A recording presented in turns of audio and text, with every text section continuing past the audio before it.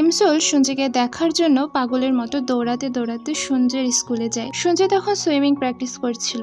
সঞ্জয় একজন অনেক ভালো সাঁতারু। সঞ্জয়কে দেখে ইমসল দৌড়ে গিয়ে জড়িয়ে ধরে আর অনেক ইমোশনাল হয়ে পড়ে, কারণ ও তো টাইম ট্রাভেল করে এসেছে, অতীতে চলে এসেছে, আর ভবিষ্যতে তো আসল সঞ্জয় মারা গেছে। আর সঞ্জয়কে দেখেও বলতে থাকে, তুমি অনেক একলা হয়ে গিয়েছিলে, না জানি কত কষ্ট নিজের মধ্যে চেপে রেখেছিলে, আর কান্না করে।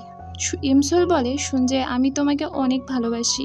ওই সময় সিকিউরিটি গার্ড এসে ইমসলকে বাইরে বার করে দেয়। একা একা রাস্তা দিয়ে হাঁটছিল আর ভাবছিল এসব কিছু সে স্বপ্ন দেখছে, আর এটা যদি স্বপ্ন হয় তাহলে সে এখনো উঠছে না কেন। তখন ওর ভবিষ্যতের জ্যোতিষী ক্লায়েন্টের কথা মনে পড়ে, যে বলেছিল যে আমরা যখন মারা যাই আমাদের শরীর থেকে আত্মা বার হয়ে যায় আর একটা পুল পার করে চিরজীবনের মতো পৃথিবী থেকে চলে যায়। তখন সে ভাবতে থাকে সে হয়তো মারা গেছে। এটা ভেবে রাস্তায় বসে কান্না করছিল। ওই সময় সঞ্জয় ওই রাস্তা দিয়েই যাচ্ছিল। ইমসলকে দেখে সে ডাক দিলে ইমসল বলে, আমরা দুজনেই মারা গেছি, আমরা কখনো এই ব্রিজ পার হব না। আমরা যদি ব্রিজ পার হই তাহলে আমরা পৃথিবীতে কখনো বেঁচে ফিরবো না।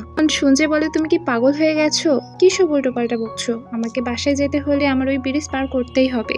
তখন ইমসলের মা ফোন দিয়ে ইমসলকে অনেক বকাবকি করতে থাকে আর বলে, এখনই বাসায় চলে আসো।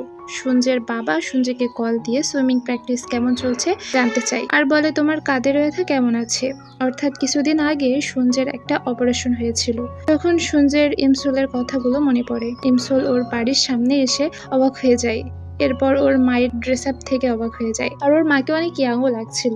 এরপর ক্যালেন্ডারে দেখে 2008 সাল চলছে। আরো বেশি অবাক হয় দাদিকে দেখে, সে একদম সুস্থ ছিল, কিন্তু ভবিষ্যতে মানে 2023 সালের ইমসলের দাদি মানসিকভাবে অসুস্থ। এরপর রুমে এসে সবকিছু নিয়ে ভাবতে থাকে। রাতে ইমসল ওর মা আর দাদির সাথে ঘুমায় আর ভাবে সকালে উঠলে স্বপ্ন ভেঙে যাবে। অর্থাৎ ওর বিশ্বাসই হচ্ছিল না যে ও টাইম ট্রাভেল করে 2023 থেকে অতীতে 2008-এ চলে এসেছে। সকালে ঘুম ভাঙলে দেখতে পায় ওর পা নাড়াতে পারছে না আর ভাবে এটা শুধু একটা স্বপ্ন ছিল। তখন ও খেয়াল করে ওর ভাই ওর পায়ের উপর শুয়ে আছে, যার কারণে ও পা নাড়াতে পারছিল না।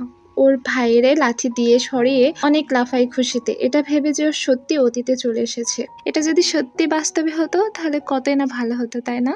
ইমসল যখন স্কুলে যায় সঞ্জয়কে দেখে সঞ্জয়ের সুইসাইডের কথা মনে করে অনেক কান্না করে।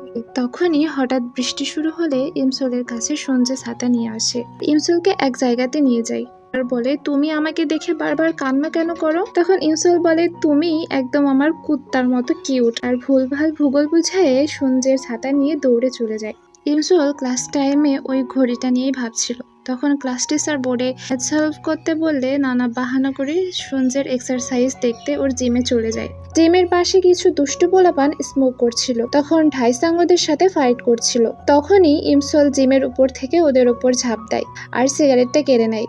ওই সময় আরো অনেক বেশি দুষ্টু পোলাপান আসলে ঢাইসাং ইমসলকে নিয়ে সেখান থেকে পালিয়ে যায়। ঢাইসাং হচ্ছে ইমসলের স্কুল লাইফের প্রথম ক্রাশ। টিচারকে আসতে দেখলে ঢাইসাং ইমসলের হাতে সিগারেট দিয়ে পালিয়ে যায়। টিচার ইমসলকে পানিশমেন্ট দেয় যে তাকে সিগারেট হাতে নিয়ে ক্যাম্পাসে দাঁড়িয়ে থাকতে হবে। সঞ্জয় বলে, সিগারেট খাওয়া ভালো না, এসব ছেড়ে দাও, আর এখানে সিসিটিভি খারাপ আছে তো তুমি যেতে পারো। আর ইমসলকে ভুল বুঝে চলে যায়। ইমসল ওর বেস্ট ফ্রেন্ডের কাছে সঞ্জয়ের সাথে ফ্রেন্ডশিপ করার জন্য টিপস চাইছিল। তখন ওর বেস্টু বলে, এত দ্রুত মুভ অন করে দিলে? তখন ওর মনে পড়ে ও তো কালই ঢাইসাংকে প্রপোজ করেছিল। এটা নিয়েও অনেক এম্বারেসড ফিল করে। রাতে ইমসল সঞ্জয়কে ফ্রেন্ড রিকোয়েস্ট পাঠালে সঞ্জয় ওকে রিজেক্ট করে দেয়। স্কুলে যাওয়ার সময় ইমসল অনেক আপসেট ছিল।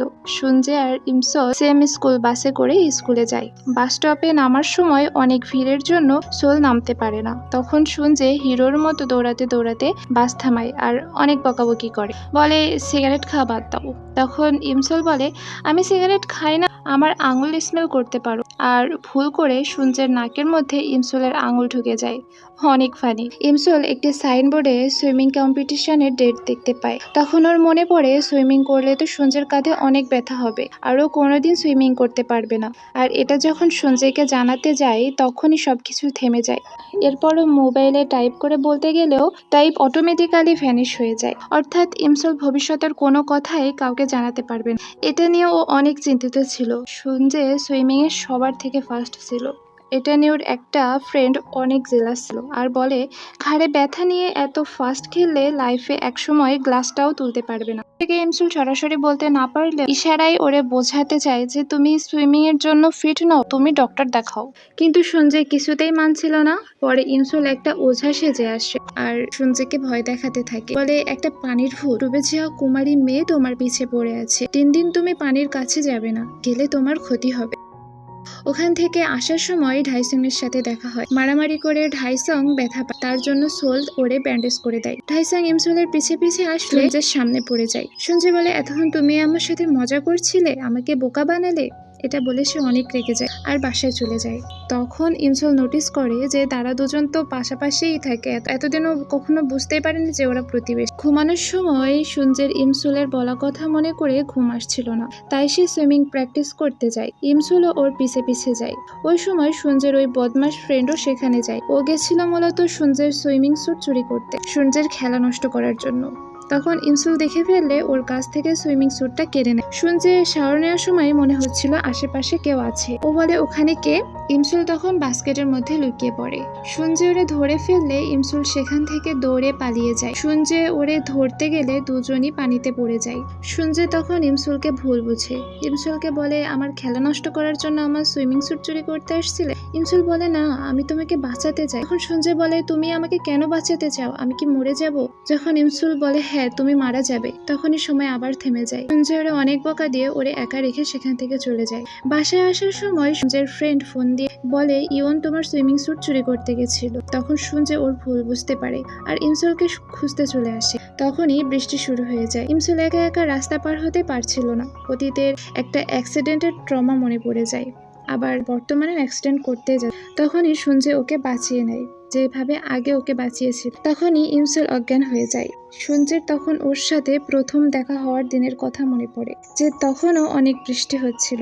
দ্বিতীয় পার্ট এতটুকুই। তোমরা যদি তৃতীয় পার্ট দেখতে চাও তাহলে আমার এই নতুন চ্যানেলকে সাবস্ক্রাইব করে আমার পাশেই থাকো।